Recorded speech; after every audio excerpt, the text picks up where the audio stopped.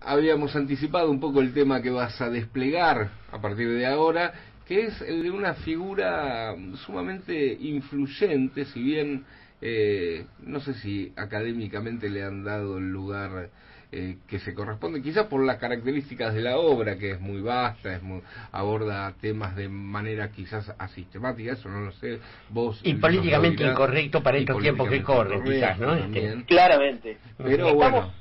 Justamente estamos hablando de Oswald Spengler, ¿no? Este alemán que había nacido en Sajonia en 1880 y que moriría en 1936 en Múnich.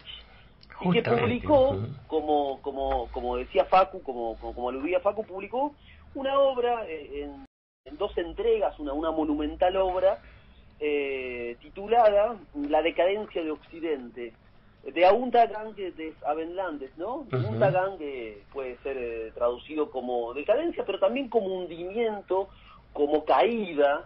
Claro, como en la caída de los dioses, ¿no? De Götterdammerung, Claro, así es, Jorge, ¿no? Como derrumbe definitivo de una forma de entender el mundo, de una forma civilizatoria, para decirlo quizás en los términos del propio Spengler, ¿no? Y digo, esta obra la publicó en dos entregas, la primera en 1918 y la segunda en 1922. Y este filósofo, este historiador alemán, fue un furibundo antiliberal, un furibundo defensor de ciertas élites, ¿no? Y veía con desconfianza el ascenso de las masas, no de lo popular, pero sí de las masas, ¿no? Pensemos que fines del siglo XIX y comienzos del siglo XX es el momento de aparición de los partidos políticos de masa, claro. En Europa, ¿no? Y él realiza una crítica muy profunda y muy directa al eurocentrismo, ¿no? Justamente precisamente, ¿no? En las postrimerías de esa primera guerra que había mostrado, por lo menos a Europa le había mostrado el agotamiento de cierta fe en el progreso, en el desarrollo científico-tecnológico, en una economía y una mejora de las condiciones de vida que redundaría en un mejoramiento moral. Bueno, él es muy crítico, ¿no? Y de estas ideas, ¿no? Pensemos que atraviesa momentos que son bisagra y que efectivamente son el fin de una época, ¿no? Porque pensemos que vive, por ejemplo, el fin del Imperio Austrohúngaro, ¿no? Entre otras cosas, el fin de una época entendida como la expansión de una razón moderna, eurocéntrica, también una razón vinculada a cierta teleología, ¿no? A cierto telos de la historia, que llevaría justamente a un progreso indefinido que entra en crisis, ¿no? Digamos, todas estas ideas entran en crisis fundamentalmente en esa primera guerra, ¿no? Y es interesante porque la decadencia puede ser leída como, para el propio Spengler, como una morfología de la historia, ¿no? Una suerte de tesis sobre el nacimiento y la muerte de las culturas. Y si me permiten, yo elegía un concepto, como sabía que iba a estar el querido Jorge Dorio a vivo en el estudio, elegí un concepto que a Jorge le va a interesar, que es el concepto de historia. ¿Cómo piensa Spengler la historia en esta monumental obra, como decía Facu, quizás caída en el olvido, que fue la decadencia de Occidente, ¿no? El eje, podríamos decir, de la historia para Spengler se encuentra en la distinción y en la contraposición del universo como naturaleza y del universo como historia. Porque hay que anticipar que el bueno de Spengler era, o su filosofía estaba imbuida de cierto animismo, de cierto vitalismo, ¿no? Para Spengler la historia posee una dimensión mayor y más compleja que la que usualmente se le asigna, ¿no? Digo, no solo la vida de los hombres, sino también el cosmos puede ser contemplado y analizado en términos históricos, ¿no? Y esto lo lleva a redefinir el concepto mismo de historia, ¿no? Y efectivamente postula Spengler que solo lo natural puede ser sometido a leyes, mientras que lo histórico es aquello que comprendemos como dotado de forma o de figura, ¿no? Por eso nos dice Spengler, aquello que logre ser cuantificado o verificado. Esta es la tarea de la ciencia, ¿no? Cuantificar, verificar, objetivar la naturaleza, es ahistórico, ¿no? Y Spengler recupera a Heráclito, ¿no? Y afirma la idea de un acontecer puro, regido por la ley de cierta impermanencia, ¿no? Y por eso la disciplina histórica se sitúa por fuera del ámbito científico, ¿no? Ese ámbito al que se le atribuye la verificación de los conceptos de verdad y de falsedad, sí. Y la historia, nos dice Spengler, trasciende esta dicotomía, y por ello, nos dice Spengler, debe ser la historia tratada poéticamente, ¿no? Por eso lo natural puede ser comprendido mediante el principio de causalidad, pero lo histórico se explica a través de la idea de destino y del sino, ¿no? Es curioso, Juli, digo eso en ese momento, además pensándolo en relación con lo del atavismo de las culturas germánicas, ¿no? Así es, y es curioso porque si bien nuestro pensador invitado de esta madrugada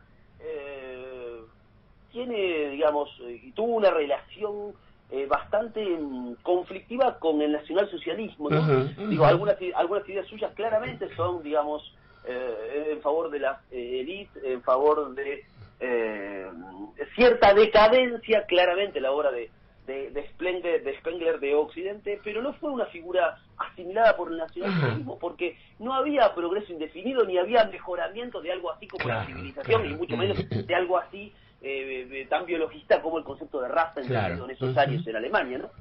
Y es interesante porque él dice, lo histórico se explica, decía, ¿no?, a través del destino y del destino. Lo natural se conoce, lo histórico se vive, ¿no? Por eso nos dice Spengler que el conocimiento histórico es un verdadero arte, un ámbito repleto de símbolos que solo algunos lograrán develar, ¿no? Por eso es interesante pensar al historiador con cierta fuerza de la intuición, cierta sensibilidad para observar y desentrañar los hechos, ¿no? Uno podría pensar acá en cierta idea de escritor visionario y de poeta vidente, ¿no? Uno podría pensar en Baudelaire, en Mallarmé, en el Rimbaud, ¿no? Sí, mucho más hermenéuticos que heurísticos, digamos. Exactamente, absolutamente, Jorge. Y uno ahí podría pensar, claro, la influencia de Schleiermacher, o de Dilthey en la propia obra de Spengler, ¿no? Uno podría pensar también en poetas historiadores, uno podría pensar, no sé, en Ernesto Quesada o en Leopoldo Lugones. O Lugones, eso te iba a decir, ¿no? Claro, sí. Aquellos que, en términos del propio Spengler, poseían, no cita a Quesada y a Leopoldo Lugones, ¿no? Cita a Mallarmé o a Rimbaud, claro, al propio Baudelaire, aquellos que poseían una divina mirada para romper los sortilegios de la realidad, nos decía Spengler. Y justamente nos dice, la posición del historiador es la posición de un artista, ¿no?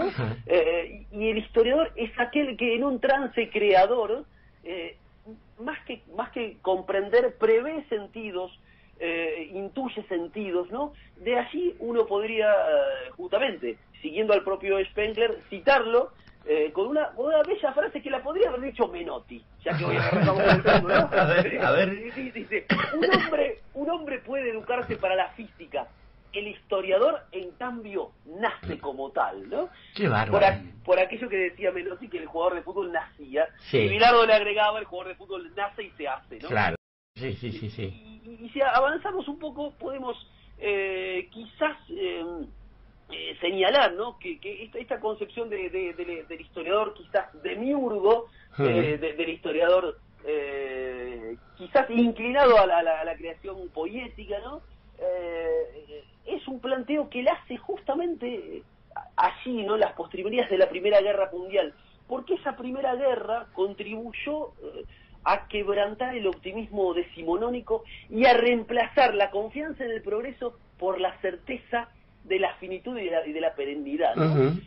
Y aquí aparece un derrumbe, ¿no?, de valores occidentales que efectivamente está muy presente en la obra del propio Spengler, ¿no? Por ello podemos decir que la modernidad e incluso la originalidad del pensamiento spengleriano se se encuentran justamente en la sistematización de ese pesimismo, ¿no? ¿Por qué? Porque el propio Spengler sostiene que los intentos por modificar la realidad político-social carecen de sentido. Y acá aparece justamente quizás su aspecto más conservador, más derechoso, ¿no? Digamos.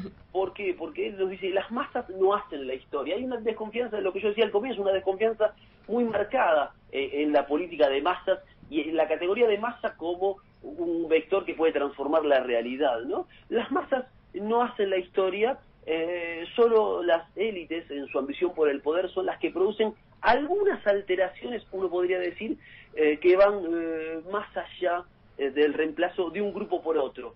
Pero al mismo tiempo, ¿no? Con esta imposibilidad de los pueblos que nos plantea Spengler por intervenir en los destinos, aparece justamente la idea de que hay ciertas fuerzas cósmicas. Por eso yo hablaba al comienzo de cierto animismo o de cierto vitalismo en la obra, ¿no?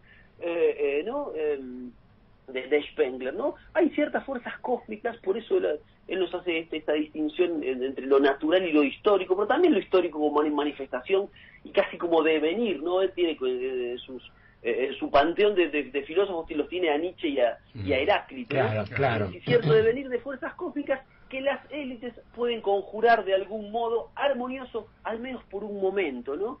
Y él nos dice que toda cultura posee como parte de su sino, de su destino casi vital, casi predestinado, la conformación de una civilización. Y esto es toda una definición en la obra del propio Spengler, ¿no? Porque justamente la civilización es un poco la cristalización de cierta alma del pueblo en que en el devenir de una urbe imperialista, ¿no? El alma del pueblo, nos dice él, transmuta siempre en intelecto, en artificio. Y la civilización, para Spengler, por eso nos habla de la decadencia o de la cultura, o del hundimiento, de la caída de Occidente, porque es la transformación de la cultura en civilización, y civilización es artificio, es resolución urbana del conflicto, es imperialismo, es expansión, es dilatación, y es una suerte o expresa una suerte de cosificación y de muerte de aquellos sentires más genuinos, más vitales de un pueblo, ¿no? Juli, pensaba cómo se puede haber dado el diálogo de un pensamiento así en un momento como ese, ¿no? No solo por la fobia a las masas, sino por esta concepción del tiempo. No sé cómo han sido esas relaciones, si es que las hubo en términos de polémica, por parte de Spengler hacia los pensadores que hacen eclosión, y los pensadores y los dirigentes políticos también del momento, ¿no? Sí. Sí, hay muchos puntos de contacto, porque lo del tiempo es muy interesante, ¿no? Porque si uno aplica este criterio histórico al estudio del mundo y al estudio del hombre, él nos habla de una suerte de triple distinción, ¿no? A propósito del tiempo. Nos habla de cosmos, nos habla de microcosmos y nos habla de macrocosmos. Y esta es una concepción, la de cosmos, microcosmos, macrocosmos, que tiene un viejo eco del momento auroral griego, que sin embargo resonaba en la utopía científico-tecnológica del nacionalsocialismo, ¿no? Digamos, y lo que nos dice justamente es que este nuevo recorte de la realidad lo que hace justamente es ver en cada momento del cosmos, del microcosmos que es el hombre, o del macrocosmos que es así como él piensa a nuestro universo, es ver en cada momento singular de cosmos, microcosmos y macrocosmos, una oposición básica entre vida y muerte, ¿no? Entonces, digamos, lo histórico y lo natural, lo histórico entendido casi como segunda naturaleza de lo natural, se van justamente superponiendo en diferentes momentos que van justamente de la permanencia a la decadencia, entendida casi como decadencia biológica, porque él también entendía la cultura como, o la pensaba a partir de Spengler, de las metáforas de la biología, ¿no? Y es interesante, porque la historia para Spengler no es más que la biografía de estos organismos, microorganismos, que son los humanos, o macrocosmos, como él entendía el universo, ¿no? La historia no es más que biografía de estos organismos en exacta correlación con la biografía de los individuos, de los animales, de las flores, de los árboles. Las culturas son definidas como organismos dotados de alma que hacen justamente que nuestro querido hoy y citado Spengler distinga entre las posibilidades interiores de cada cultura y las manifestaciones concretas que realiza cada cultura en cada momento determinado. Pero lo producido es transitorio, y nos dice Spengler, y acá se distinguía muy claramente del biologicismo, del nacionalsocialismo, lo producido es transitorio, y son transitorios los pueblos, las razas, los dogmas, los pensamientos. Esto significa, para Spengler, que dejan de existir plenamente cuando se extingue cierto motor, es decir, cuando se extingue el alma. No hay verdades eternas, hay quizás configuraciones provisorias de eso que cristaliza una determinada cultura en un determinado momento, que es paradójicamente el momento de la mayor decadencia, el momento de la civilización, el momento de la expansión. Por eso nada más alejado al expansionismo de esos años del nacionalsocialismo que este pesimista contumaz, que este decadentista de Occidente, quizás el último gran decadentista que fue nuestro hoy citado Oswald Spengler. Hay verdades que no son eternas, hay verdades que son provisorias, y cuando se cristaliza una verdad es el momento en el que una cultura muestra su grado mayor de decadencia, es el momento de la civilización, es el momento en el que se clausura la metáfora, para decirlo de otro modo, y es el momento en el que aparecen justamente esos símbolos de la cultura, por ejemplo, tomando el Capitolio vestidos de superhéroes, ¿no? Julián, ahí vos marcaste una cosa, la última pregunta te hago por mi parte, la primera y la última.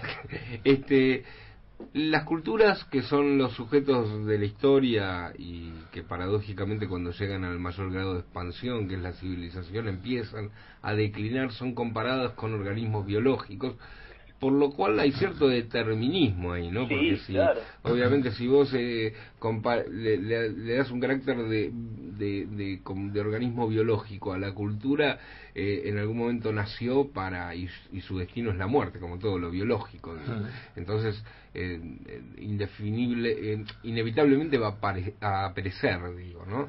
Así es. Entonces toda cultura necesariamente va a entrar en un periodo de decadencia, ninguna se va a sostener, y es un buen punto el que vos señalás para diferenciarlo de otras pretensiones hegemónicas culturales como el nacionalsocialismo en aquella época, etcétera, que iban a perdurar, incluso las cuestiones de raza, ¿no? Cuando se habla de raza, etcétera. Claramente. Y ese determinismo no le quita algo a Spengler, una suerte de valor científico, digamos, de que a ver, si va a caer inevitablemente en la decadencia, no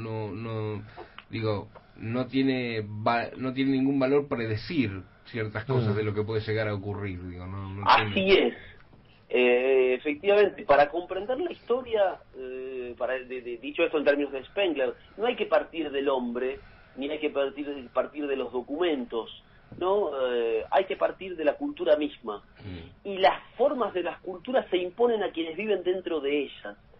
Por eso, digamos, el determinismo es tan férreo y tan marcado su pesimismo que los hombres no pueden ni pensar ni actuar por fuera de su marco, ni por fuera del momento histórico en el que esas mismas culturas se encuentran. Rebelarse, entonces podemos decir, no es solo un acto inútil, sino que a su vez la rebelión implica para Spengler una oposición a la vida misma, más aún un acto antinatural y aberrante, ¿no? Por eso la política no es solo el arte de lo posible, sino que uno podría invertir esa fórmula y decir que las posibilidades no dependen de los hombres en su conjunto, sino de una minoría quizás portadora de esa mirada poética providencial, de esa mirada de artista. Quizás por eso, como señalaba Facundo, es un pensador cuya doctrina de la historia no ha sido recuperada en el siglo XX por otros pensadores, historiadores, filósofos. Pienso en Koselleck, pienso en otras tradiciones. Claro. Es bastante es bastante anticiencicista, claro, ¿no? por así decirlo. Es un filósofo del sino y del destino, ¿no? Y es un pensador quizás del eterno retorno, claro, como generación, corrupción y muerte de una cultura en su pasaje, en su fase civilizatoria, ¿no? Pero lo que tiene el encanto es que uno, siempre lo decíamos al comienzo, está siempre confirmado por el presente. Digo, uno no puede dejar de pensar, percibir, sentir, incluso con un grado de certeza considerable, de que en la cultura... El proceso de degradación, digamos. El proceso de degradación en el cual se encuentra la cultura, que básicamente se resume en todo tiempo pasado fue mejor, a veces, ¿viste? Claro. Tiene esta cosa también de que inevitablemente vamos a un proceso de decadencia, ¿no? Y uno ve ciertas cosas, sobre todo cuando mira mucho la televisión, a confirmar todo. Es decir, tiene esta cosa de que quizás la historia lo refute, digo, ¿no? Pero el presente siempre lo está confirmando. Así es, y de hecho, el propio Spengler ponía como ejemplo a Goethe y decía: nuestra época, digo, ese comienzo del siglo XX, no entiende a Goethe, o la obra de Goethe al comienzo del siglo XX no tiene una escucha o un auditorio que esté a su altura, porque se han perdido las condiciones que hicieron posible esa obra. Ajá. Y nos dice Spengler que las condiciones que hacen posible una obra cada vez serán más decadentes, hablando de la televisión, ¿no? Sí, claro. Es en un punto, digo, hay una suerte de constatación empírica de la decadencia, y el propio Spengler llega a decir en algún pasaje de esta monumental obra que el año 2000 será el año de la decadencia absoluta, de eso que se conoció como Occidente. Ahora, Juli, comentábamos con Facu que abordar digamos, el libro canónico de Spengler es una tarea cíclope, es una tarea para la que tenés que estar fortalecido por un montón de conocimientos accesorios. Digo, ¿hay otra forma de que alguien se pueda acercar, no sé, algún difusor, algún exégeta, facilitador para alguien acercarse? Que te lo resuma, vamos. Claro, vamos, Spengler for Dummies. Sí, hay un libro de un peruano que se puede bajar de internet, que se llama La filosofía de Oswald Spengler. Ajá. Y de él se llama Jorge del Busto Varga. ¿Cómo le va? Está bien. Y creo que, digo, yo hace un par de años lo bajé de internet porque era muy difícil de conseguir. Fue publicado en la década del 50 en Lima, ¿no? Pero digo, yo de lo que leí sigue siendo lo más atinado, lo más quirúrgico de una obra monumental, como bien decía Jorge, y por eso yo elegí entrar por el concepto de historia. Claro, por los conceptos a esta obra, puede entrar por el concepto del tiempo, por el concepto de hombre, por el concepto de civilización, por el concepto de cultura. Digo, agarré una pequeña muestra de visitador médico. No, está muy bien, está muy bien. Totalmente. Y aparte es la parte más atractiva quizás de la obra de Spengler, la parte de la historia, entrar por la historia. Y está muy bueno ese dato del filósofo peruano que, configuró, tematizó la filosofía o la obra de Oswald Spengler. ¿El nombre era, Julián? ¿Lo podemos Jorge del Busto Vargas. Jorge del Busto Vargas. Bien. La filosofía de Oswald Spengler. Bueno, fantástico. A mí me interesaba esa. Ayer lo tiramos así, porque sí, le dijimos a Julián, che, da para. Profe. Sí, intercambiamos por versiones, ¿no? Y además lo corrobora. Jorge empezó citando al Boca de Diego y al Santo de Pelé, pero de la final del 63, entre el Boca de Racing y el Santo de Pelé, a esa semifinal. La decadencia de la Conmebol. Totalmente, totalmente. Bueno, Julián, te mandamos un gran abrazo. Un gran abrazo, Julián.